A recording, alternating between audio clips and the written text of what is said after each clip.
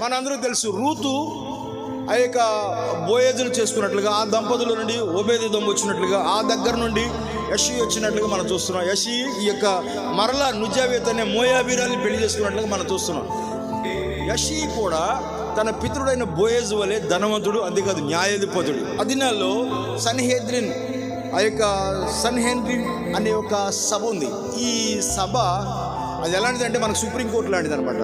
ఇశ్రాయేల్ పవిత్రంగా భావించే, దాన్ని ఏమంటారంటే పవిత్రంగా భావించే ఒక న్యాయస్థానం లాంటిది. ఒక సభకి అధిపతిగా ఉన్న ఈ యషీ ఇలాగా ఇతని యొక్క పరిశుద్ధతను గురించి వారందరికీ ఒక అనుమానం ఉంది. ఎందుకంటే వీళ్ళ వంశవృక్షంలో మోయాబీరాలు ఉంది కదా, ఇతను నిజంగా సంపూర్ణమైన ఆ ఇశ్రాయేలీయుడేనా? ఎందుకంటే ఆ తల్లి వృక్షంలో ఎవరున్నారు చెప్పండి?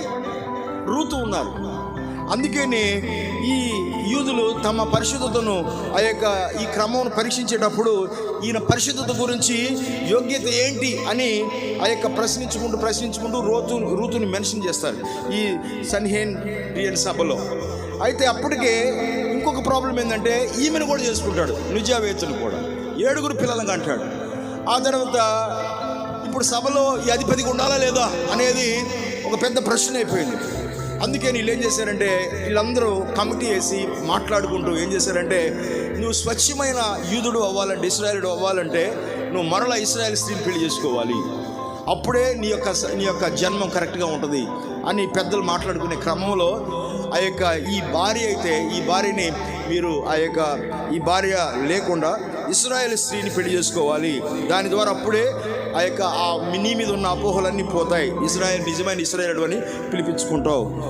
అలా చెప్పినప్పుడు తన స్థానాన్ని, తన గౌరవాన్ని ఆ యొక్క కాపాడుకోవడానికి ఆయన ఇంకొక స్త్రీని పెళ్లి చేసుకోవాల్సి వచ్చింది. అయితే ఈమెను విడిచిపెట్టడానికి ఆ యొక్క ఇష్టం లేక, భార్యాభర్తల సంబంధం కొనసాగించడానికి కాదు, ఈ సన్హెద్రిన్ సభలో పెద్దల దృష్టిలో, ఆ యొక్క అందరి దృష్టిలో నుజ్జావేతునే ఆమె ఒక పని మనిషిగా పెట్టారు. ఇది స్టోరీ కొంతకాలం సవ్యంగానే జరిగింది. తర్వాత ఒక దినాన్ని రహస్యంగా నుజ్జావేతును ఎప్పుడైతే కలుసుకుంటాడో హిస్టరీ ఏం చెప్తుంటే ఆమె గర్భవతి అయింది. అప్పుడు తనకున్న ముందు పుట్టిన 7 నా తల్లి ఇలాగా పాపం వల్ల, వ్యభిచారం వల్ల గర్భం ధరించింది కనుక ఆమెను రాళ్లతో కొట్టి చంపాలి ధర్మశాస్త్ర ప్రకారంగా కుట్ర చేస్తున్నాం మనం గమనించాలి. అయితే